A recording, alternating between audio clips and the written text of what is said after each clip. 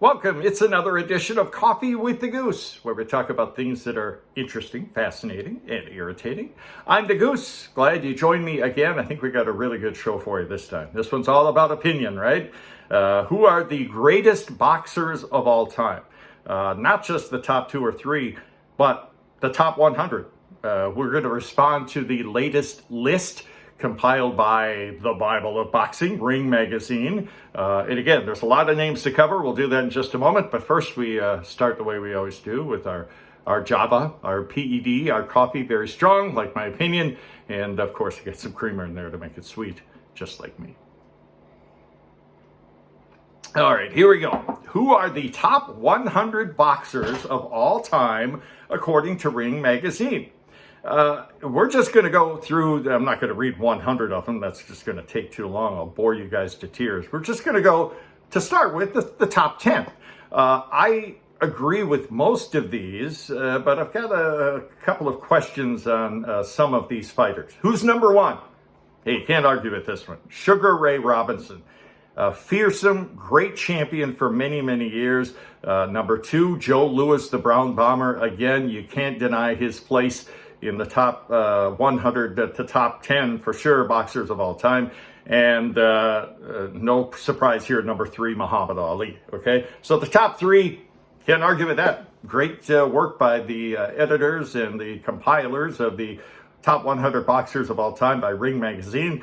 Now we get into some names that I do not agree with. Okay, as great as these guys were, Tony Kanzerini, who was a lightweight and a featherweight, doesn't belong at number 4.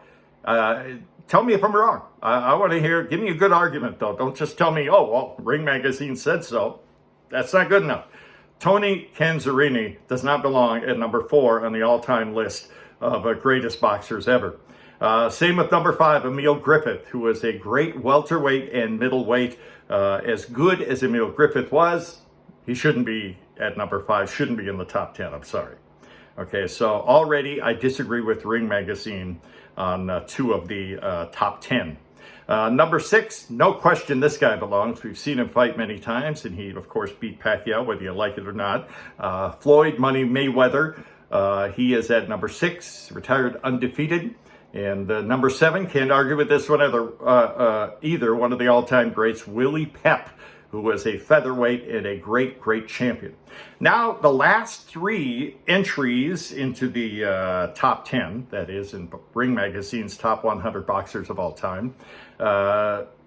First, I'll go with number 9, Manny Pacquiao. Of course, he deserves to be in the top 10. The 8-division world champion, one of the all-time greats. Number 8 and number 10, great champions. However, I disagree with them being ranked so high. I'll tell you why here in a second. Ezzard Charles is ranked number 8 by Ring Magazine, and Archie Moore at number 10. Now, again, these were great, legendary champions. Why do I not think they belong at number 8 and number 10? Well, I'll tell you why.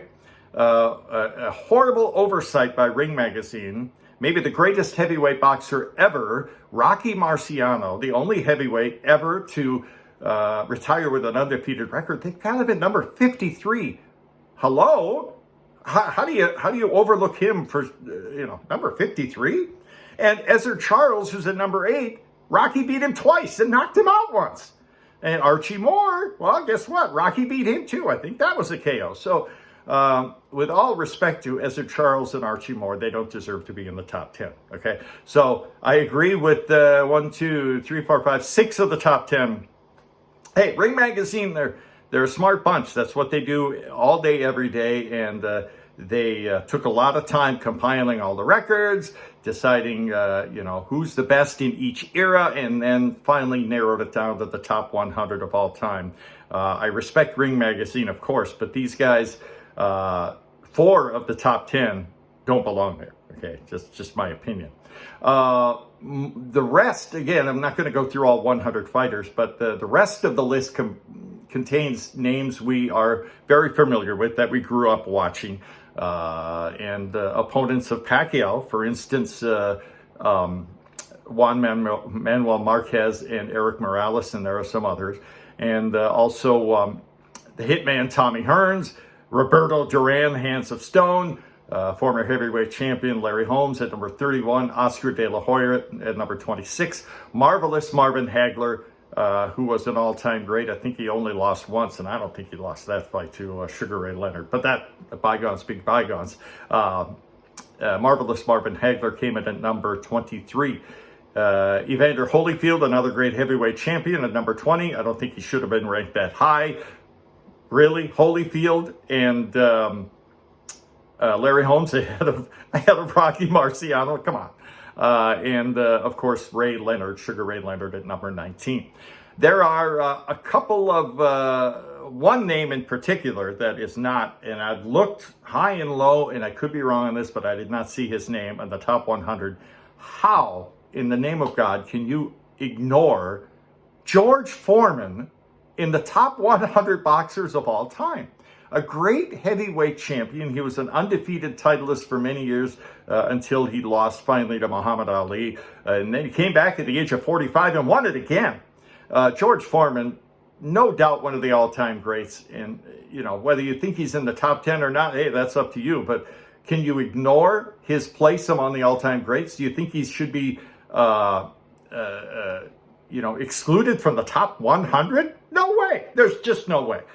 George Foreman, a horrible absence in the Ring Magazine top 100 boxers of all time. There's a couple of names that shouldn't be there. Again, I respect these guys. They're all great champions, but two in particular caught my eye. They're both still active. Vasil Lomachenko, and as great as he is, remember, I think it was last year, Ring Magazine ranked him ahead of Pacquiao in the top 5 or top 10 pound-for-pound fighters, ranked him ahead of Pacquiao, and I said, no way! He's only fought like 16, 17 times, and Pacquiao's fought like 70, but you can't, there's no way with a straight face you can rank Lomachenko ahead of Pacquiao. And sure enough, almost like he heard me, he went ahead and lost his last bout, so he's 16-2. For some strange reason, Ring Magazine has him at number 90 in their list of the top 100 boxers of all time. Shouldn't be there. Number 87 eventually could be one of the top 100, but not yet. He's, again, hasn't fought enough. Naoya Inoue, the monster from Japan, as great as he is, he's only fought 21 times. He's at number 87. Should not be in the top 100. He just hasn't fought enough. Okay? Not yet. And, of course, we may see him, I hope we see him again, against Untitled Donaire, the great Filipino champion, who's at number 61. They had a great bout last year. Inoue won that one, and hopefully they'll do a rematch and solidify that bantamweight champion of the world fairly soon. And of course, Casimero from the Philippines has the other belt, so it's a lot of drama there. But we'll leave that in its proper place until a future show. The Philippines, of course, with 5 world champions as we speak. We just interviewed the newest edition a couple of weeks ago, and that was Magnifico, Mark Magsayo. Great guy, great fighter, and he's got a wonderful future ahead of him. So anyhow, that is it. That is all I'm going to share with you. I don't want to throw too many names at you. The Ring Magazine, the Bible of Boxing, top 100 boxers of all time. And I want to see what you guys have to think. I know you've got, you'll probably differ with them, as I have, with, who should be there, who shouldn't, why this guy's ranked so high and this guy is so low. It's, that's what I love about arguments like this. I love discussing the great boxers and who you think or I think should be listed as the greatest or among the greatest. That's it for this edition of Coffee with the Goose. So glad you joined me again, and we have some more shows coming up very soon. By the way, I hope you liked that one. We just released Valentine's message for my wife. That was a very beautiful video that she put together with the help of our daughters. I love you, Raquel and Cami. Great work on that. We're going to get back to boxing, though, here very soon, and some more championship fights yet to come involving Filipino fighters. All right? Again, that's it for this edition of Coffee with the Goose. Let me know what you have to think about the greatest fighters of all time. Ring Magazine has let it be known who they think are the greatest. What do you think? Let me know. Coffee with the Goose. We'll talk to you again soon.